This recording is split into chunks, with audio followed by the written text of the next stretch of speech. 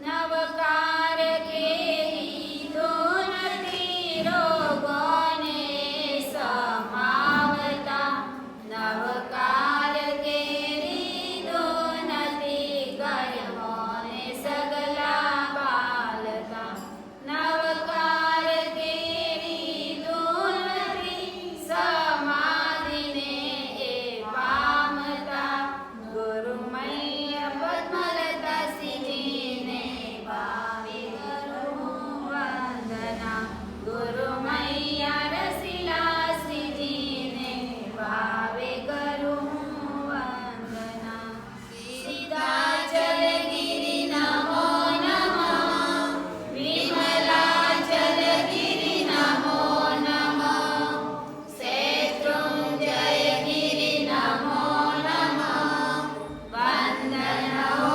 ગિરિરાજને વંદન હો ગિરિરાજને નીતિ સુરીશ્વર નમો નમઃ હર્ષ સુરીશ્વર નમો નમઃ મહેન્દ્ર સુરેશ્વર નમો નમઃ વંદન હો ગુરુરાજને વંદન હો ગુરુરાજને મંગલપ્રભ સૂર્ય નમો નમઃ અરિહંત સિદ્ધ સૂર્ય નમો નમઃ હેમપ્રભ સુરીશ્વર નમો નમઃ વંદન હો ગુરુરાજને વંદન હો ગુરુરાજને કિરણ પ્રભા શ્રીજી નમો નમઃ પદ્મલતા શ્રીજી નમો નમઃ રસીલા શ્રીજી નમો નમઃ વંદન હો ગુરુરાજને વંદન હો ગુરુરાજને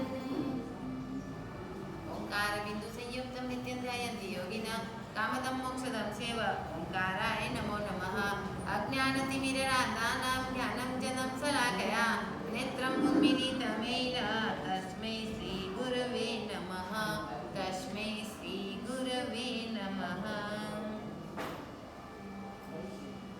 अपने को तत्वार्थ सूत्र के ऊपर सम्यक दर्शन ज्ञान चारित्राणि मोक्ष मार्ग यानी कि सम्यक दर्शन प्राप्त करना है। तो सम्यक दर्शन प्राप्त करने के लिए शास्त्रकार भगवंत ने कहा है कि आपको क्या करना है। सबसे पहले जब तक सम्यक दर्शन की प्राप्ति नहीं होगी, संकित की प्राप्ति नहीं होगी, तब तक आपके भाव की गणतरी होने वाली नहीं है कि आप कितने भाव करके मोक्ष में जाएंगे, वो भी कोई गणतरी नहीं है आपके भाव की। पहले नंबर में सम्यकत्व की प्राप्ति करनी पड़ती है। जब व्यक्ति को सम्यकत्व की प्राप्ति होती है तब व्यक्ति को भाव की गणतरी होती है। आप लाख भाव करके मोक्ष में जाएंगे, आप 10 भाव करके मोक्ष में जाएंगे, आप 15, 20, 25 लाख कितने भी जितने भाव की गणतरी लेकिन संकित के बाद होती है। अपने को सम्यकत्व का स्पर्श करना है। जब तक व्यक्ति को सम्यकत्व का स्पर्श ही नहीं है तब तक आप साथ कितनी ही क्रिया करो, कितनी ही आराधना करो, कोई फल नहीं है। पहले नंबर में तो सम्यक भावना, हर व्यक्ति आराधना करे उसमें सम्यक भावना होनी बहुत जरूरी है। यानी कि अच्छी शुभ विचार, व्यक्ति को शुभ विचार हर क्रियाओं में होना चाहिए।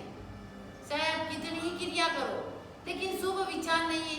मैं तो आपको ऐसे बोलूं कि आप एक परमात्मा की शरण अंगूठे भी पूजा करेंगे भावों से तो भी आपकी पूजा सफल हो जाए। कुछ करने की जरूरत नहीं है, कुछ ही करने की जरूरत नहीं है। आप बोले अष्टप्रकार ही पूजा करें, आप बोले वो करूं, वो मैं करूं, मैं पहले करूं, वो बाद में करे, कोई मतलब नहीं है। घास ऊपर लीपण है, फल कुछ मिलने वाला नहीं है। ना फलेषु कदाचन, क्यारे पण कभी भी आपको फल नहीं मिलेगा। धक्का मुक्की की क्रिया में फल हर व्यक्ति को नहीं मिलता है। चाहे आप कितनी ही क्रिया करो, इसलिए ही तो हमारे को समझाना पड़ता है। भक्तामर मंदिर में ही होता है, लेकिन आपके इतने आवाज से शांति नहीं है, इसलिए भक्तामर भर उपाश्रय में करना पड़ता है। जो व्यक्ति शांति से जो बैठता है, शांति से जो करेगा, तो हम लोग भक्तामर मंदिर में करने के लिए तैयार हैं। भक्तामर मंदिर में ही होता है सब जगह। 32 साल से हम भक्तामर करवा रहे हैं। पहली बार उपाश्रय में भक्तामर है। लेकिन क्या करे, हर व्यक्ति को शांति रखनी, सम्यक्त्व की जो प्राप्ति करनी है, तो सम्यक भावना रखनी बहुत जरूरी है। सम्यक यानी अच्छी भावना। कोई बात नहीं, वो पहले करेगा तो क्या हुआ, मैं बाद में करूँ, कोई बात नहीं, मैं भगवान का स्वरूप का ध्यान करूँ, मेरे को ध्यान का मजा आएगा, ध्यान में लाभ मिलेगा, उसको करने दो। लेकिन एक तो आपको डिसिप्लिन रखना बहुत जरूरी है धर्म कार्यों में। भाइयों को जमनी साइड और बहनों को डाबी साइड लाइन सर पूजा होनी चाहिए। आज भी हमारे को भी बोलना का एक मौका मिल गया। बहुत महीनों से देख रहे हैं, कोई मानने को तैयार नहीं है। भाई अंदर पूजा करे तो बहनों को प्रवेश अंदर नहीं होना चाहिए। दो भाई कर रहे हैं तो एक साइड वापस दो बहनें जाओ, वापस दो भाई जाओ, वापस दो बहनें जाओ। इतना डिसिप्लिन रखना धर्म के कार्यों में। आपको जो सफल भावना सफल करनी है, लाभ लेना है, फल को प्राप्त करना है, तो प्रभु के सामने आप कुछ मत बोलो। प्रभु अपने को मिले हैं इस भव में और पूर्व भव में मिलेंगे या नहीं मिलेंगे, अपना इतना तो नसीब है, इतना तो भाग्य है।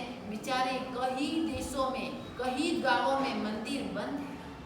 वो इतनी आंसुओं से निकाल रहे हैं आंख में, मंदिर के लिए, प्रभु के लिए रो रहे हैं। और आपको मिला है, दर्शन पूजा मिली है, तो आपको कोई डिसिप्लिन नहीं। क्या करना? जो जिसको नहीं दर्शन है, वो दर्शन के लिए तड़प रहे हैं, दर्शन के लिए रो रहे हैं रोज कि कब मंदिर खुलेगा, दादा तेरा दर्शन कब होगा। इतनी शुभ भावना है उनके हृदय में, बिना दर्शन है। और आपकी दर्शन है, पूजा है, तो भी इतनी भाव नहीं। मेरे को ही करना, मैं ही करूं, अरे कोई भी करो। जैन कुल में जिस व्यक्ति ने जन्म लिया है, जो पूजा करने आया है, जो मंदिर आया है, सब एक समान है प्रभु के सामने। प्रभु के सामने सब एक समान है। प्रभु के सामने अपन लोग कोई सेठ बन के नहीं जाते हैं, प्रभु के नौकर है। कोई भी व्यक्ति कर सकता है, प्रभु सबके हैं, अपने अकेले के प्रभु नहीं है। तो मैं ही करूंगा और वो नहीं करेंगे, वो ही करेंगे, मैं नहीं करूंगा, ऐसी भावना कभी दिल में मत रखो। आपको हाथ जोड़ के बोल रहे हैं, जितना भी मंदिर में उपासना में जितना भी डिसिप्लिन रखेंगे आप, जितनी मर्यादा रखेंगे, जितना विनय विवेक रखेंगे, उतना आपको फायदा। हम लोग बोल नहीं सकते आपको, लेकिन व्याख्यान में तो अवश्य में समझा सकते हैं कि कितना लाभ है प्रभु के स्वरूप, प्रभु के दर्शन में। एक अंगूठे पूजा, प्रभु ने एक अंगूठे से पूरा मेरू पर्वत हिला दिया था। इतनी ताकत है शरण अंगूठा में, इतनी ताकत है, पूरा मेरू पर्वत हिला दिया। कितनी ताकत होगी उस शरण के अंगूठे में। शरण ही एक महत्व का है। हर व्यक्ति शरण में नमस्कार करता है, दूसरी जगह क्यों नहीं करता? नमस्कार शरण में ही क्यों है? शरण कोई क्यों छूता है? क्योंकि शरण में इतना वाइब्रेशन है, इतनी ताकत है कि अपने शरीर में जो शक्तिपात प्राप्त करना है तो शरण से प्राप्त होता है, दूसरी जगह से नहीं होता। अब मस्त को इधर क्यों नमस्कार नहीं करते, इधर क्यों नहीं करते, शरण को क्यों छूते? अपने मम्मी पापा को प्रणाम करते तो कहाँ करते हैं? चरण को। प्रभु की पूजा पहली शरण। तो चरण में इतनी ताकत है, पूरा मेरू पर्वत प्रभु ने हिला दिया। शास्त्रों में लिखा है कि शरण की पूजा भी भावों से करेंगे, दूसरे अष्ट प्रकार की पूजा करेंगे बिना भावों से कोई काम नहीं। इतना थाल भर के ले जाओ, इतना बड़ा स्वस्तिक बनाओ, बड़ा थाल दिखावे के लिए कुछ नहीं करना है, अपनी भावों से करो। हृदय को प्रभु जो विराजमान हुए होंगे तो अवश्य में व्यक्ति थाल भर के लेके जाएगा। अवश्य में इतना फ्रूट लेके जाएगा, अवश्य में मिठाई लेके जाएगा। हृदय में भाव है, किसी को दिखाने के लिए नहीं करना है, हृदय में भावों के साथ करना है। व्यक्ति स्वार्थी है,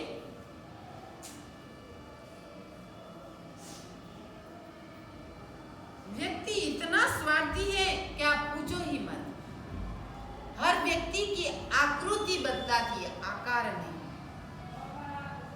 हर व्यक्ति की आकृति बदलाती है, आकार नहीं। स्वभाव बदलाता है लेकिन व्यवहार नहीं। व्यवहार वो कब होता है? जब कारण के इस दुनिया में लोग ऐसे हैं जो दुनिया में उसकी इच्छा पूरी नहीं हो जाए तो भगवान को भी बदल देते हैं। लेकिन भगवान तो वो के वो है, भगवान को बदलाने की कोई जरूरत नहीं है, भगवान तो वो के वही है। अपन लोगों का स्वभाव बदलना है। व्यवहार में हर व्यक्ति, जिस व्यक्ति ने व्यवहार को जीता सब कुछ जीत लिया, जिसका व्यवहार बिगड़ा सब कुछ बिगड़ गया। व्यवहार की कीमत है, हर व्यक्ति को व्यवहार की कीमत है। लेकिन व्यवहार आप समझते नहीं, आपको वो भी अभी मालूम नहीं है कि मंदिर में किस तरह रहना, उपासना में किस तरह रहना और घर में किस तरह रहना। अलग अलग रहने की प्रक्रिया अलग अलग है, एक ही प्रक्रिया नहीं है। घर में आप पावर कर सकते हो, मंदिर में नहीं। घर में अपना अड्डा जमा सकते हो, अपनी सत्ता जमा सकते हो, लेकिन मंदिर में नहीं चलती है। मंदिर सबका है, मंदिर हर व्यक्ति का है, हर व्यक्ति के दिल में प्रभु बसे हुए हैं। हर व्यक्ति जीवन जिसको मिला है, मंदिर सबका है।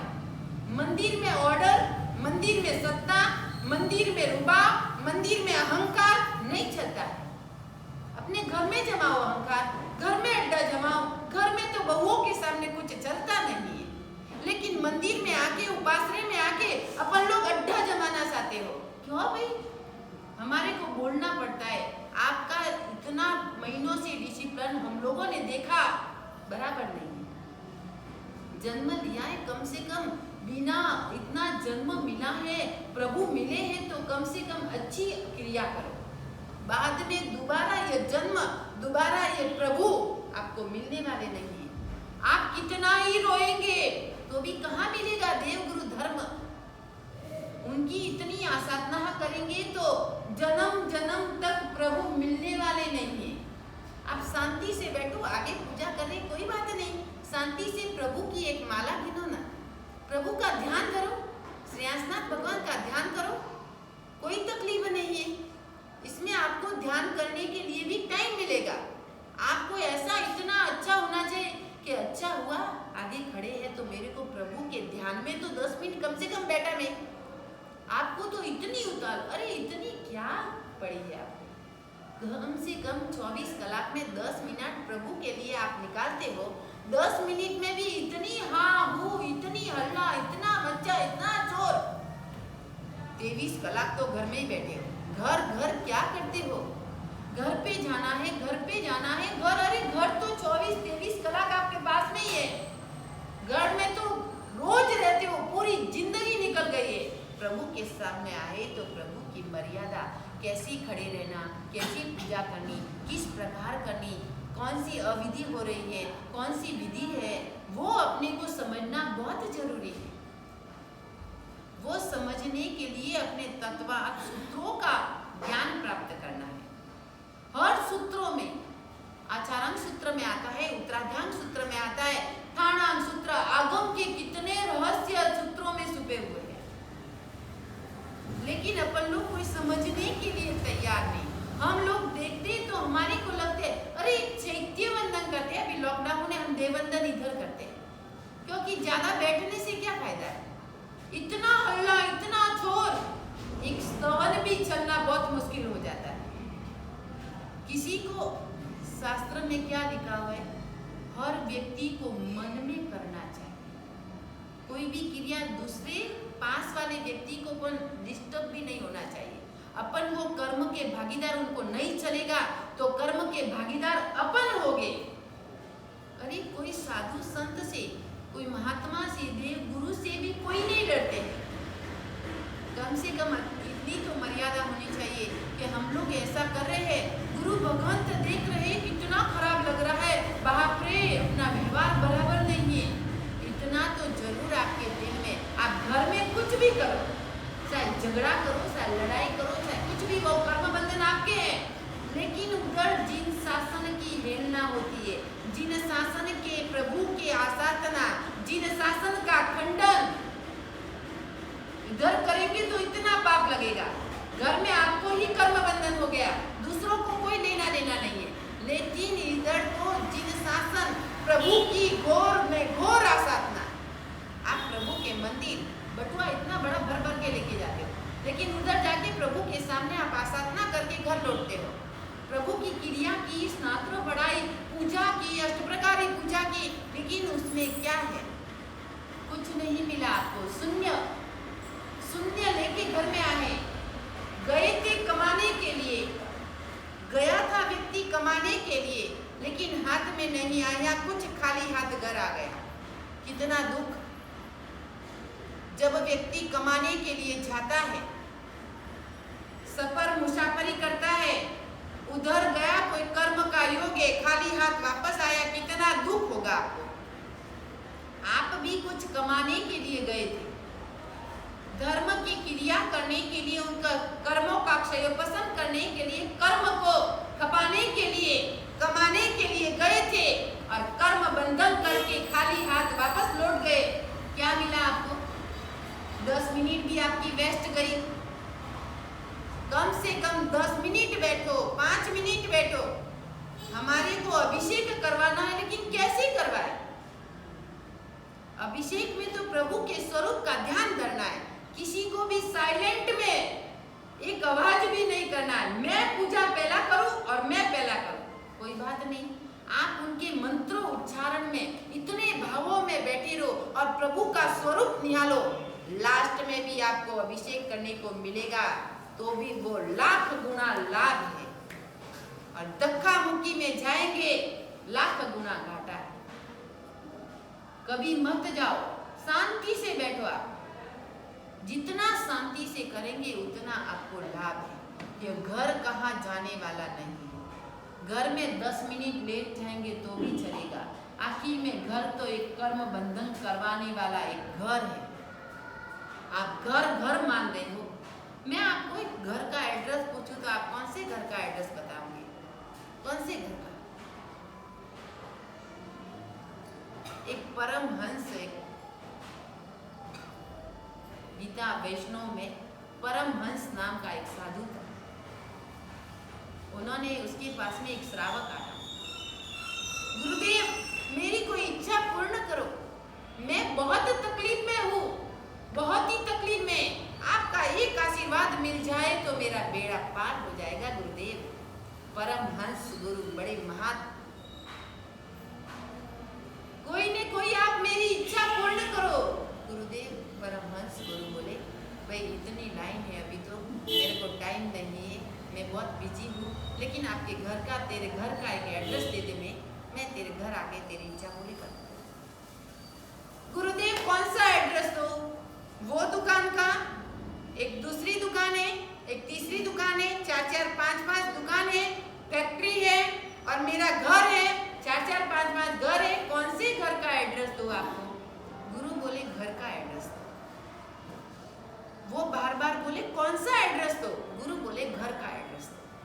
अब समझना कौन? कोई समझने के लिए तैयार नहीं। 10 बार पूछा तो भी गुरु बोल रहे हैं घर का एड्रेस दो। अरे गुरुदेव आप भी क्या बात कर रहे हो? कितनी बार आपको बोला है कि घर का एड्रेस, कौन से घर का दो? गुरु बोले घर का एड्रेस दो। कौन सा घर तेरा है वो एड्रेस दो। दुकान कौन सी तेरी है वो एड्रेस दो। वो विचार करने लगा, अरे ये घर, ये दुकान, ये फ्लैट, ये फैक्ट्री कोई मेरा नहीं है, एड्रेस कौन सा दो? जिस घर में अपने को वास करना है वो एड्रेस किसी के पास नहीं। शाश्वत घर में जाना है, शाश्वत घर का एड्रेस हो एक पक्का एड्रेस है। आप शायद भाड़ोती घर में रहो, आप शायद घर के बंगले में रहो, भाड़ोती घर एक दिन तो खाली करना है, घर का बंगला है तो वो भी भाड़ोती है। आप ऐसे मत समझो ये मेरा घर का मकान है। गुरुदेव घर का मकान बनाया, इतना मकान मस्त बनाया। कोई कोई बेचारे अज्ञानी जीव इतने होते, गुरुदेव देखो ना बेडरूम ऐसा है, वो ऐसा है, वो। अरे गुरुदेव को क्या लेना देना है भाई, आपने इतना घर मकान बड़ा तो बनाया है, लेकिन प्रभु का कोई स्वरूप, प्रभु का कोई दर्शन करने के कोई दर्शनीय वस्तु है तो हम दर्शन कर सकते हैं। ज्ञान दर्शन चारित्र का उपकरण हर घर में बचना चाहिए। आप सुबह उठे ज्ञान दर्शन चारित्र का नमस्कार करना चाहिए कि कब ये दर्शन, कब ये ज्ञान और कब ये चारित्र मेरे को प्राप्त हुए। घर में ज्ञान भंडार, घर में प्रभु की मूर्ति, एक रूम उसके लिए पौषधशाला एक बनानी चाहिए हर घर में। बेंगलुरु में हम गए थे, इतने बड़े बड़े बंगले, लेकिन पौषधशाला के एक रूम भी आप देखो तो इतनी मस्त बढ़िया, सब बंगले वाले। कुमारा पार्क में है, सब बंगले वाले, इतना बड़ा बड़ा बंगला, किसी को फ्लैट नहीं, बंगला ही है सबको। लेकिन बंगले में भी प्रभु को विराजमान किया है, वो खुशी की बात है। पौषधशाला है, ज्ञान के उपकरण है, ज्ञान भंडार है। ज्ञान भंडार के लिए एक कपाट अवश्य में रखना चाहिए। आप जो वो पुस्तक पढ़ेगी तो आपका बेटा, उनका बेटा, उनका बेटा 7 पीढ़ी तक वो ज्ञान का भंडार खुला रहेगा। और कुछ न कुछ आप पढ़ेंगे तो आपको एक नॉलेज आएगा। ज्ञान, सम्यक ज्ञान प्राप्त करना है। पहले तो दर्शन, आपने पुस्तक देख लिए खाली, आपको ज्ञान हो गया, वो महाभारत है, वो रामायण है, वो गए, लेकिन उनको खोली नहीं तो सम्यक ज्ञान कहाँ से प्राप्त होगा। जब पुस्तक को खोलेंगे तो ज्ञान की प्राप्ति होगी। बंद पुस्तक से हर व्यक्ति को ज्ञान थोड़ी होता है, ज्ञान को पुस्तक को खोलनी पड़ती है। जब पढ़ा है तो पुस्तक को खोल के पढ़ा होगा, तब ज्ञान की प्राप्ति होती है। नहीं ज्ञान की प्राप्ति कहाँ से होगी? नहीं आपका बच्चा पूछेगा कि डैडी रामचंद्र जी के पिता का क्या नाम है? अरे आप बोलेंगे अरे अरे बेटा उधर से लो वो रामायण लेके आ, रामचंद्र जी के पिता का क्या नाम है, मैं देखता हूँ। आपको ही मालूम नहीं है तो आप बच्चे को ज्ञान कहाँ से प्राप्त करवाएंगे? पहले नंबर में तो अपने को ज्ञान प्राप्त होना बहुत जरूरी है। हर व्यक्ति स्वार्थी बनता है, मैं ही करूँ, मैं ही करूँ, लेकिन परमार्थी बनना है। दूसरों का दुख दूर करने के लिए परमार्थी बनना है। आपको इतनी शुभ भावना मंदिर में आनी चाहिए।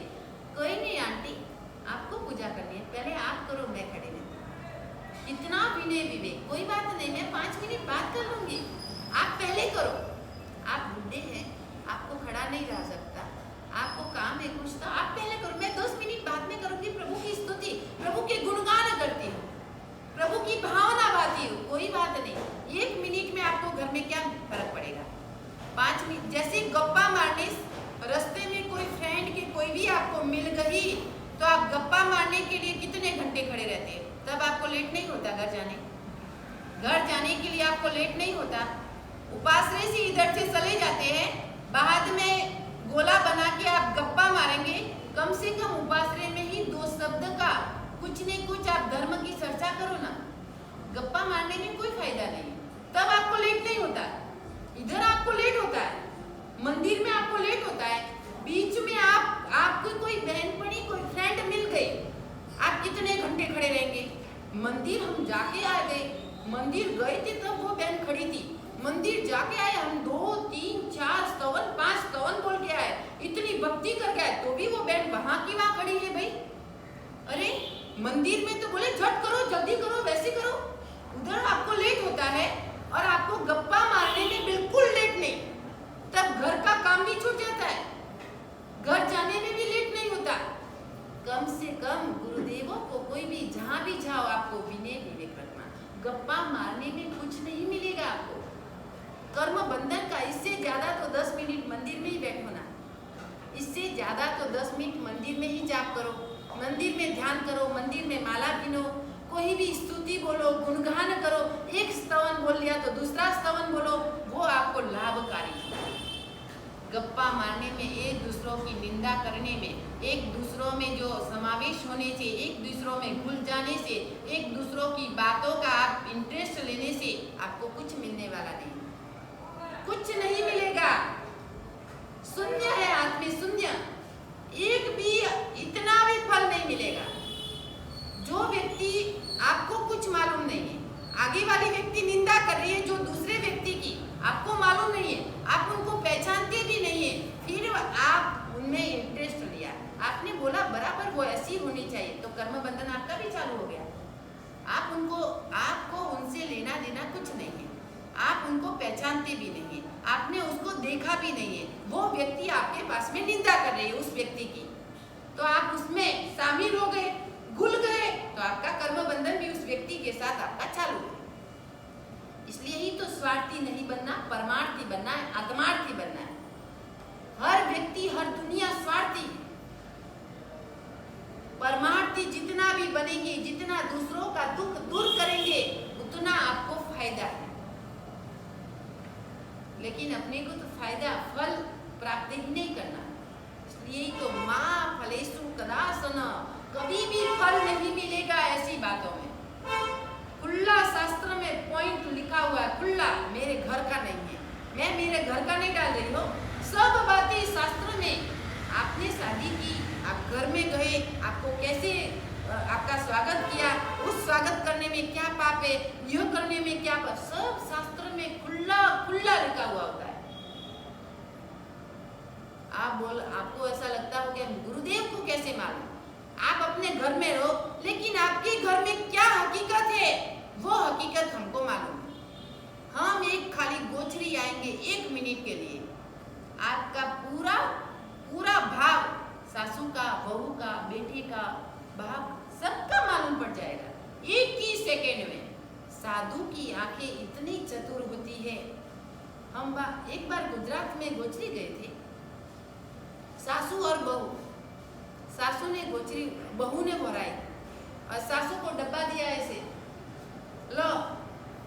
हमारे को लगा सासू बहू का कोई झगड़ा चल रहा है, कोई बनाव नहीं है, अणबनाव है, 1 सेकंड में मालूम पड़ता है। और जिस घर में सासू और बहू को प्रेम है, उस घर में 1 सेकंड में मालूम पड़ता है कि वास्तव में नहीं मम्मी जी आप लो, नहीं आप लो। हर व्यक्ति के घर में साधु गोचरी गांव-गांव फिरते हैं, पूरी दुनिया में फिरते हैं, घर-घर फिरते हैं। क्या किस घर में क्या है, किस घर में क्या नहीं, वो हर व्यक्ति, साधु की आंखें इतनी चतुर है कि 1 सेकंड में भी उसको मालूम, घर में पैर दिया मालूम पड़ जाएगा कि इस घर में क्या है। ऐसी अपने को बनना है परमार्थी, आत्मार्थी। स्वार्थी तो बन गए हैं, हर व्यक्ति तो स्वार्थी तो बना हो, लेकिन क्षण समय की कीमत करनी है। इन क्षण को, इन समय को आप बर्बाद मत करो। इसलिए तो कवि ने लिखा है कि छोटी छोटी जल की बूंदे सागर को भर देती है। छोटी छोटी जल की बूंदे एक सागर को भर देती है। छोटी छोटी बनकर भूले एक व्यक्ति को बुरा बना देती है। छोटी छोटी भूले व्यक्ति को बुरा बना देती है। क्षण क्षण इकट्ठी होकर मित्र, भाइयों और बहनों एक लंबा युग बन जाता है। क्षण क्षण इकट्ठी करके एक लंबा युग बनता है। उन क्षण को व्यर्थ मत समझो, यही क्षण की युग की निर्माता है। उन क्षण को व्यर्थ मत समझो, यही युग की निर्माता है। कितना समय आपका वेस्ट जाता है, आप घड़ी देखेंगे तो मालूम पड़ेगा, अरे 1 घंटा मेरा बातों में गया, 1 घंटा समय मेरा वेस्ट गया। वो समय, वो टाइम, वो क्षेत्र, वो जगह, वापस द्रव्य, क्षेत्र, काल और भाव, इन चारों प्रकार से कर्म का बंधन होता है। आपका क्षेत्र कौन सा है, आपकी जगह कौन सी है, आपका विचार कैसा है, उस टाइम कौन सी है। ब्रह्म मुहूर्त में कर्म बंधन करेंगे तो कर्म का बंधन का बंध पड़ जाएगा और वो कर्म बंधन आपको भुगतना पड़ेगा। आप लाखों अब्जों का दान करो संपत्ति, वो कर्म बंधन आपका जाने वाला है। समय समय में भी कर्म बंधन होते हैं। कौन से समय में कैसे कर्म बंधन होते हैं, कौन से समय में कैसे कर्म बंधन होते हैं, वो अपने को विचार करना है।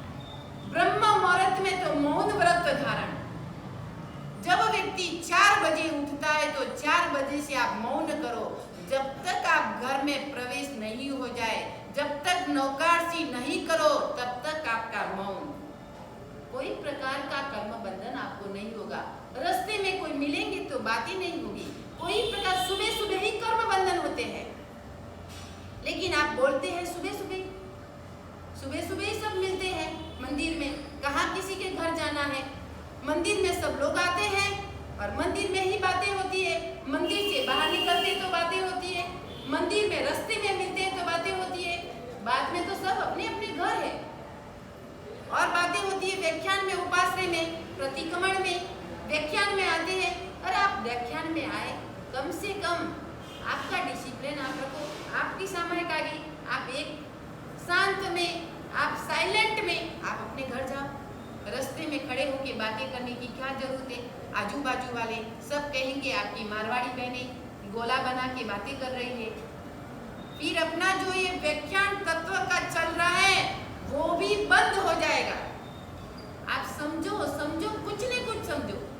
थोड़ी कर्म बंधन तो हो रहा है, लेकिन अपने को जो जिनवाणी के 2 शब्द सुनने को मिल रहे हैं वो भी कम से कम बंद हो जाएगा। जहां भी जाओ, व्यासना करने जाओ, कहाँ भी जाओ, आपके घर में चोर मचाओ, कोई मना नहीं। आपके घर में कुछ भी करो, आप बोलो, बातें करो, कुछ भी करो, सो आप धमाल करो, आप चोर करो, कुछ भी करो, लेकिन धर्म स्थानों में आपको डिसिप्लिन रखना आज से भी आपको नियम है कि बहुत जरूरी है। आपको एक समय के व्याख्यान भी हुआ, आपके समय के आप जल्दी घर जाओ। बस बीच में रास्ते में खड़े होने की, किसी को मिलना हो तो एक दूसरे के घर जाके आप बातें करो, उनको मिल के आओ। घंटा बैठो, 2 घंटा बैठो, आपके घर में से कोई निकालने वाला नहीं। आप जाओ मिलने के लिए, घंटा, 2 घंटा, 4 घंटा उसके घर में बैठो, बातें करो, मजा करो, कुछ भी करो, लेकिन बाहर कुछ भी नहीं। ये लॉकडाउन है, एक कोरोना है। बाहर में आपको कोरोना इसलिए ही आया है कि कोई साथ में नहीं आता है। व्यक्ति अकेला लेके जाता है, अकेला ही मरता है। मुंह देखने के लिए भी किसी को नहीं है। जो व्यक्ति मरा है कोरोना में, कोई माँ, चाहे कोई बाप, कोई पति, कोई पत्नी, किसी को मुंह भी नहीं बताते, वही जलाते हैं, वही लेके जाते। घर से जो व्यक्ति गया तो आप ऐसे समझो मेरा भाग्य होगा तो वो व्यक्ति आएगा, नहीं तो वो व्यक्ति गया मेरे हाथों से। बस ये अपना, यही तो कोरोना है। अपने को कोरोना अपने को ये उपदेश देने के लिए आया है। आप अकेले आए, अकेले ही जाने वाले हैं। कोई साथ में नजर आप देख रहे हैं, फिर भी अपने को ये मन में ऐसी भावना नहीं है कि क्या होगा। इसलिए जिनवाणी के 2 शब्द आपके आंख में आंसू आएगा। इतने पुण्यशाली है कि इधर व्याख्यान चल रहा है, सब जगह व्याख्यान बंद है। अपन इतना गांव पुण्यशाली है, इसलिए पुण्य ही करना है। मिच्चा में दुपरम कोई गुस्से में मत होना। हाँ, पुण्य ही करना है आपको।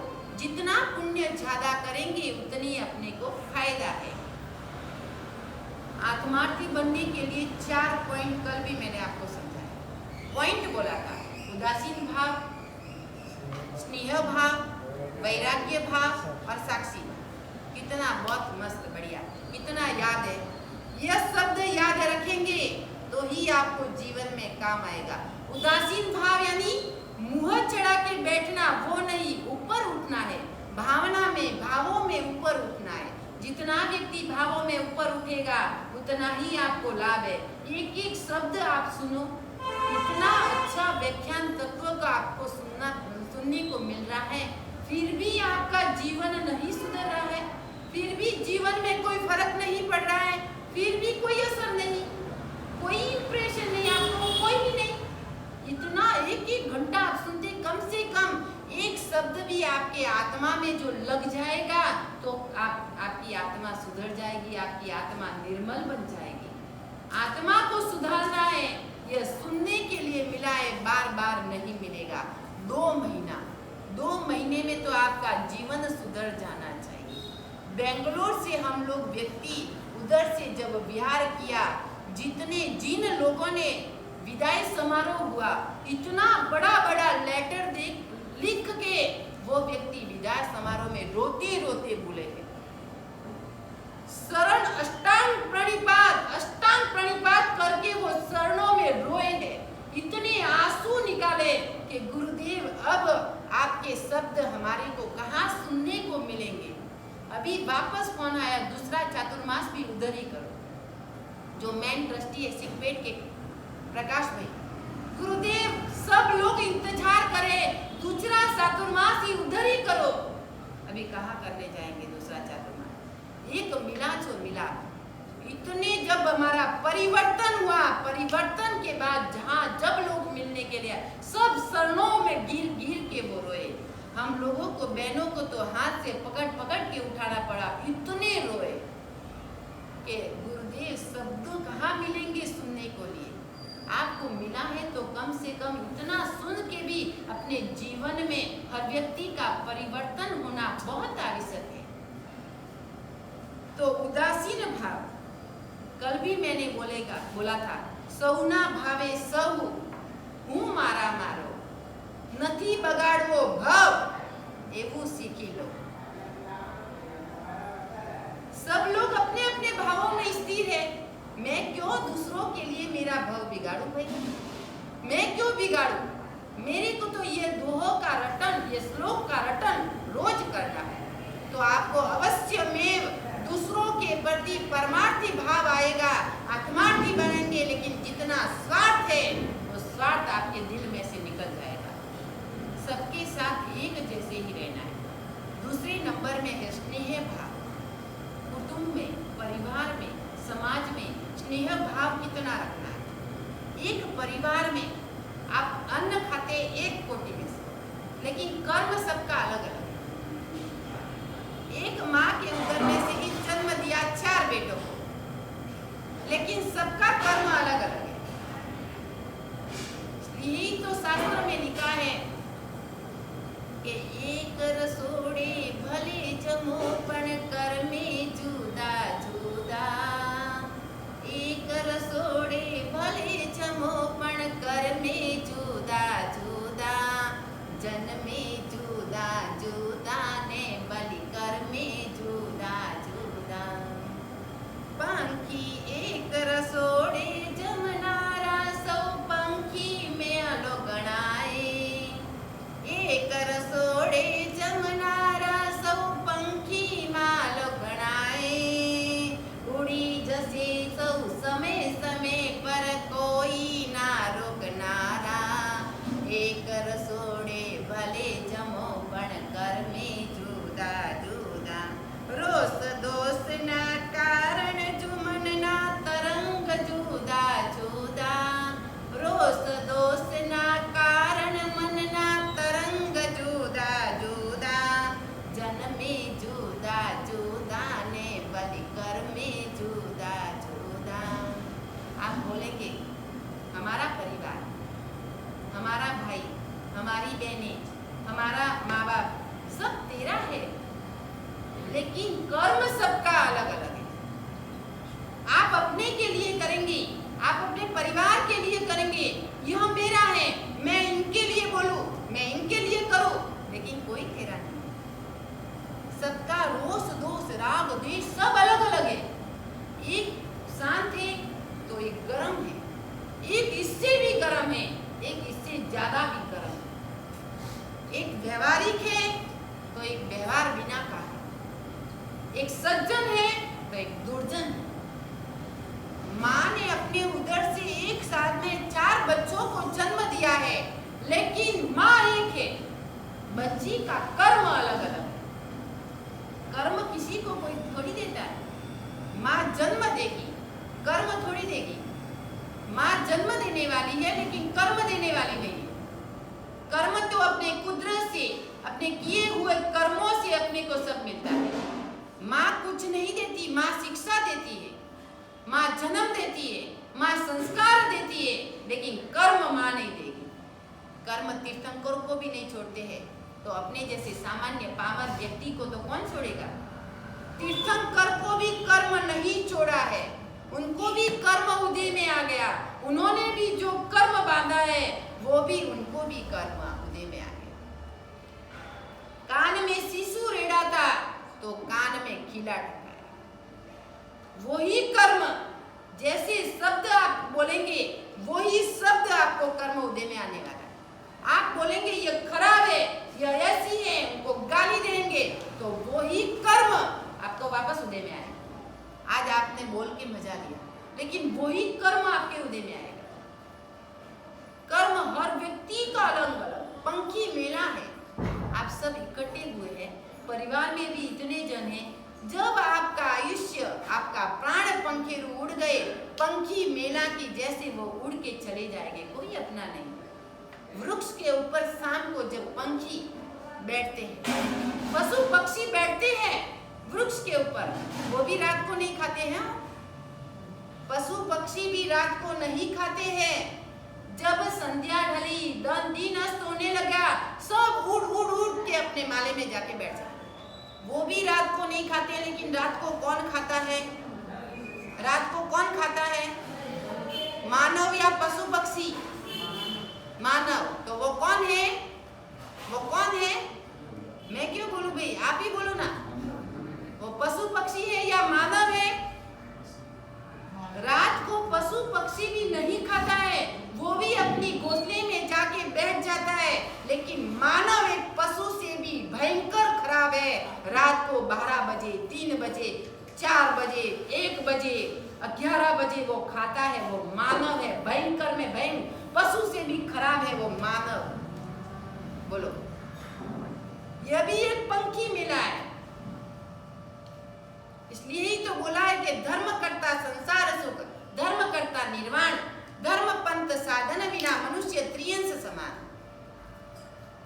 धर्म बिना साधन बिना मनुष्य त्रियंश। मनुष्य में और पशु पक्षी में कोई फर्क नहीं है। वो भी सोता है, बैठता है, बोलता है, खाता है, अपने बच्चे का पालन करता है, अपने बच्चे को खाने के लिए देता है, सब कुछ करता है, लेकिन धर्म नहीं। जो मानव में भी जो धर्म नहीं होगा तो धर्म करते करते संसार का सुख भी मिलता है। शास्त्र में लिखा है, धर्म करते करते निर्वाण मुक्ति मोक्ष भी मिल सकता है। धर्म पंथ साधन बिना मनुष्य त्रियंश समान। तो अपन लोग अभी विचार करो, हम त्रियंश है या मानव? अब आपको क्या बोलना, त्रियंश या मानव? कंदमूल रात्रि भोजन मानव हो तो नहीं खा सकते। जो मानव है तो वो व्यक्ति कभी उसका उपयोग नहीं करेंगे। पशु पक्षी को भी आप आंखों से देखते हैं ना, रोज देखते हैं। क्यों? वो देखते देखते ही आपको वैराग्य भाव होना चाहिए। वैराग्य यानी दीक्षा लेनी, वो नहीं। मन में विचार, शुभ विचार, अरे हरे धिक्कार है मेरे मानव को। पशु पक्षी भी मेरे से ज्यादा तो अच्छे हैं। वो भी अपनी माले में चले गए, वो भी रात को फिरते नहीं है, उल्टे नहीं है, डुलते नहीं, एक जगह बैठते हैं। जब सुबह होती है तब उठते हैं। लेकिन मैं इतना कितना पापी, एक मानव भाव मेरा कितना खराब कि मैं खाना खा रहा हूं। धिक्कार है, खाते खाते आंख में सौधार अश्रु। एक पंखी को देख के भी आप वैराग्य भाव उत्पन्न कर लेंगे। तो स्नेह भाव के बाद वैराग्य भाव। वैराग्य भाव व्यक्ति को कैसे उत्पन्न होता है? हर वस्तु के ऊपर वैराग्य लाना है। आप खाने के लिए बैठ गए, आपके दिल में कभी भावना हुई, कम से कम कोई साधर्मिक है, तब चल रहा है आराधना, बराबर? आराधना यानी तब की आराधना। कोई बेचारा साधर्मिक है, हमारे घर में व्यासना है, आज हम 4 है, 5 है, हमारे घर में 2 जन है, 1 जन है, कोई न कोई बेचारा साधर्मिक है, उनको मेरे घर में व्यासना करवाओ। कितना लाभ! कभी याद किया? कभी आपके दिल में ऐसी भावना जागृत हुई? हर व्यक्ति को भावना, तब का लाभ, एक साधर्मिक भक्ति का लाभ। और जो जितने भी साधर्मिक भक्त है वो अपने घर में उनका पगला कहाँ साधर्मिक कितना महान है। परिश्रम पर्व में मैं आपको समझाऊंगी, आपकी आंखें खुल जाएगी कि साधर्मिक भक्ति में कितना लाभ है। महान लाभ है, महान। साधर्मिक तीर्थंकर भी हो सकता है, साधर्मिक चक्रवर्ती भी हो सकता है, साधर्मिक गंधर्व भी हो सकता है, साधर्मिक एक रत्न श्रावक एक महान पुरुष भी हो सकता है।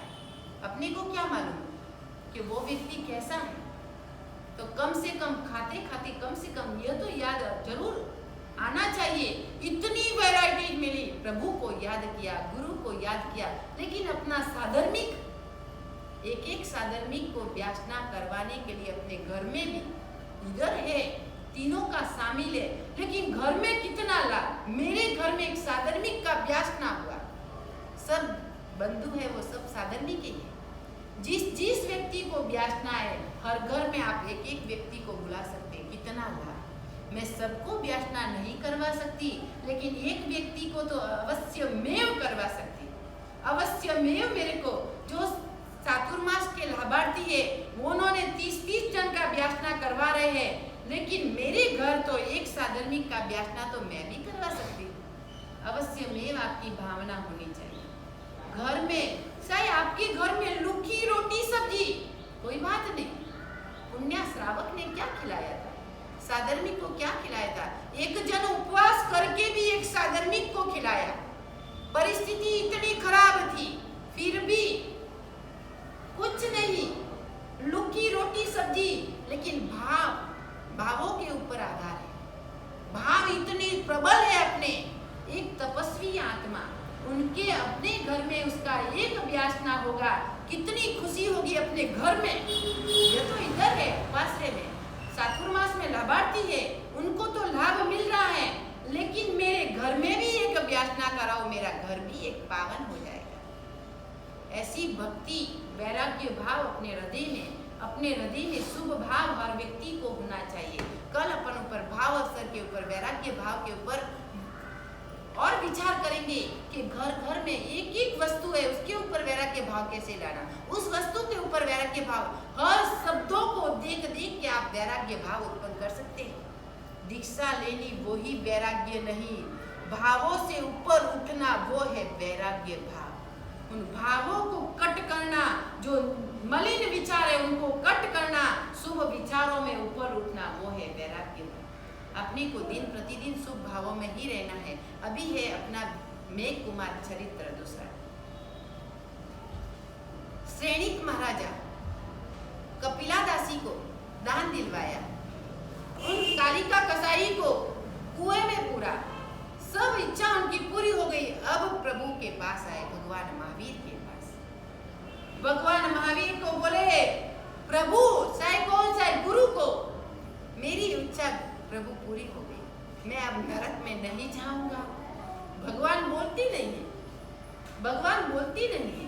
क्यों? भगवान क्यों बोलेंगे? झूठी बातों में भगवान कभी साक्षी नहीं बोलते। आप झूठी बातों में भी साक्षी बोलते हो, आपको नहीं मालूम होती है फिर भी साक्षी बोलते हो आप। नहीं, उससे दूर रहना, आप दूर रहो। जो भी 4 जन बातें कर रहे हैं झूठी बात, आप उससे दूर चले जाओ। उसमें साक्षी पूर्णा वो भी एक माँ भयंकर पाप। बिन लेने देना लेना कुछ नहीं है, खाना पीना नहीं, बिन खादे बिन कर्मे फोगट कर्म भोगवे। व्यक्ति खाना नहीं, लेना नहीं, देना नहीं, फोगट कर्म बंधन। एक साक्षी पूर्णा वो कर्म बंधन। आप उधर से निकल जाओ, भले ही नहीं दूसरे खड़े, दूसरे को क्या देखना, आप अपना जीवन सुधारना। 4 जन बातें करें उधर खड़े कभी मत रहो। आपको झूठी साक्षी पूर्णी पड़ेगी, अवश्य में पूर्णी पड़ेगी। वो 4 बातें करेगा, 10 करेगा, एक ने एक का आप मुंह से बोलने के बराबर है। जो बराबर है ये बोला तो भी कर्म बंधन आपका चालू। प्रभु बोलते नहीं है, झूठे में क्यों बोलेंगे भाई? श्रेणिक महाराजा हाथ जोड़ के विनय भक्ति से वो खड़े हैं। प्रभु बोलो, मेरा नरक टल गया, मैं नरक में नहीं जाऊंगा। प्रभु बोलते नहीं। कैसे बोलेंगे? प्रभु को तो मालूम है कि उन्होंने कर्म बंधन किया है, कर्म का बंध हो गया, नरक में जाना ही पड़ेगा। बहुत जोर जोर से रोने लगे, प्रभु बोलो आप क्या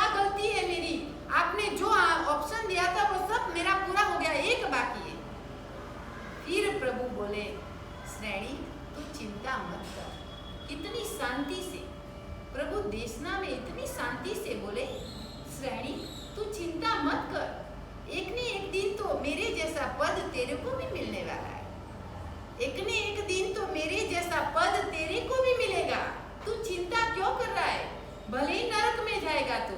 श्रेणी तेरी इच्छा पूरी नहीं हो, तू नरक में जाने वाला है, लेकिन तू चिंता मत कर, शोक मत कर, रो मत। तू मेरे जैसा पद दूसरी आने वाली 24 में तेरे को भी मिलेगा। आने वाली 24 में प्रथम तीर्थंकर पद्मनाभ, तू भी एक तीर्थंकर बनने वाला है। तो भी उनको खुशी हुई, मैंने कर्म किया होगा वो मेरे को भुगतना तो पड़ेगा ही। मन में समझ गया। वो कैसे समझा? प्रभु के शांत स्वरों से, शांत शब्दों से। आप किसी को भी शब्द बोलो, किसी को भी बोलो, किसी की भी गलती हो तो कहो, लेकिन ऐसे शांत शब्दों में आप कहो कि आगे वाला व्यक्ति कितना भी रोष तरंग में होगा तो वो व्यक्ति वो डर जाएगा कि वास्तव में सही यह मेरे को करने जैसा नहीं है, वास्तव में ये करना चाहिए। लेकिन शांत स्वर, शांत शब्द इतने काम आते, इतने काम आते। एक शब्द अमूल्य कीमत है उसकी। शब्द शब्द का करे, नई शब्द के हाथ पा। एक शब्द औषध करे, एक शब्द करे घा। कितना फर्क। एक शब्द आता है तो मेरे को याद आता है, आपका व्याख्यान आगे बढ़ता है। शब्द शब्द का करे, नई शब्द को हाथ पा है, हाथ पा। एक शब्द औषध करे, एक शब्द करे घा। शब्द वो का बोले, वो शब्द ऐसे मीठे से बोलेंगे तो शब्द को एक औषध रूप बन जाएगा। उनको हृदय में एक झटका लग जाएगा, वास्तव में मेरी ये गलती है, मेरे को ये करना चाहिए। और एक शब्द तीर जैसा ऐसा शब्द बोला कि हृदय में घा लग गया। लगिया हुआ घा वो तो मिट सकता है, लेकिन हृदय में लगा हुआ घा व्यक्ति का कभी नहीं मिटेगा। वो उनकी वैर की परंपरा चालू हो जाएगी। आपको हर व्यक्ति के हृदय में वैर की परंपरा नहीं बांधनी। हर व्यक्ति के शब्दों को औषध रूपे बनना है। जितना औषध के रूप में बनेंगे उतना आपको लाभ है। शब्द में ही ताकत है। एक शब्द नरक में भी ले जा सकता है, एक शब्द मुक्ति भी दिला सकता है, एक शब्द मोक्ष तक पहुंचा सकता है और एक शब्द त्रियंश में भी लेके जा सकता है। इस शब्द के कोई हाथ नहीं, कोई पाव नहीं। जीभ ने बोला, जीभ तो अंदर चली गई और मार खाता है कपाल। आली लूली जीबड़ी, बोली ने अंदर पैसे, लेकिन जूता खाए कपाल। उसको कोई बोलने में क्या फायदा?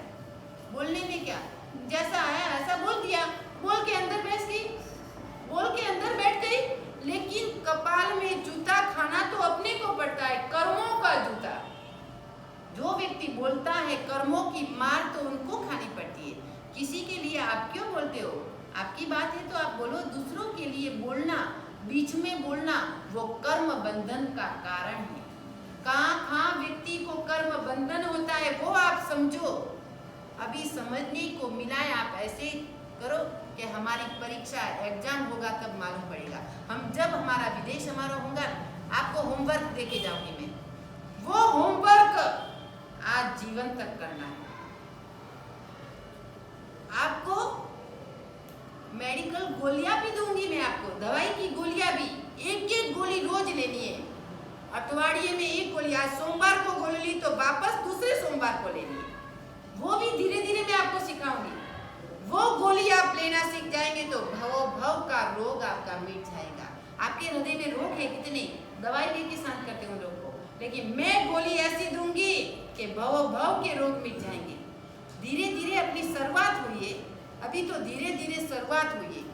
बाद में इसमें आप जैसे जैसे नीचे उतरेंगे, जैसे जैसे आपको लगेगा वास्तव में एक दिन का व्याख्यान गया तो आपको सब कुछ चला गया। आपको इतना दुख लगेगा, हाय हाय हाय मेरा व्याख्यान गया। एक तो आप मोबाइल में सुनते हो, एक रियल सुनो, आपको मजा आएगा। मोबाइल में तो हर व्यक्ति सुनता है, लेकिन उनसे भाव जितना रियल सुनते हैं उतना भाव आएगा। ना मोबाइल में सुनने से आपको भाव नहीं आएगा, सुनते हो बराबर है, सबके मोबाइल में जाता है, लेकिन अपने को जो ये श्रेणिक राजा, वो भी उनको थोड़ी खुशी हुई, कोई बात नहीं, मैंने जैसे कर्म किए होंगे, एक हरणी को, गर्भवती हरणी को मैंने रासमास के, हर्ष के, पराक्रम से, बल से मारा है, तो वो कर्म मेरे को अवश्य में भुगतना पड़ेगा, पड़ेगा, पड़ेगा, नहीं पड़ेगा। उसमें कोई भागीदार बनने वाला नहीं है, मैं ही अकेला भागीदार हूँ। इतना मजा लिया है, इतना पराक्रम बताया, इतना बल बताया कि मैं श्रेणिक राजा हूँ, मगध देश का सम्राट, 2 जीवों को एक साथ में मारा, और इतना नाचा, जितना मैंने नाच किया है उतना कर्मों के आगे मेरे को नाचना पड़ेगा, कर्मों के आगे मेरे को नाचना पड़ेगा। वो मन में समझ गया, रोने से कोई फायदा नहीं, हंसते हंसते हुए कर्मों को सहन करना है। तो जैसे वो मर के जो श्रेणिक राजा संकिती आत्मा, संकित की प्राप्ति तो हो गई उनको, संकिती आत्मा जैसे नरक में जाता है, तो उस नरक में संकिती आत्मा को भावना कैसी प्रकट होती है, वो अपन लोग कल भाव अवसर के ऊपर विचार करेंगे। कल है अपना फैंसी ड्रेस, फैंसी ड्रेस नहीं, महापुरुषों का ड्रेस, महापुरुष बनना है और सती बनना है। जो सती ने जिस जीवन में, सती ने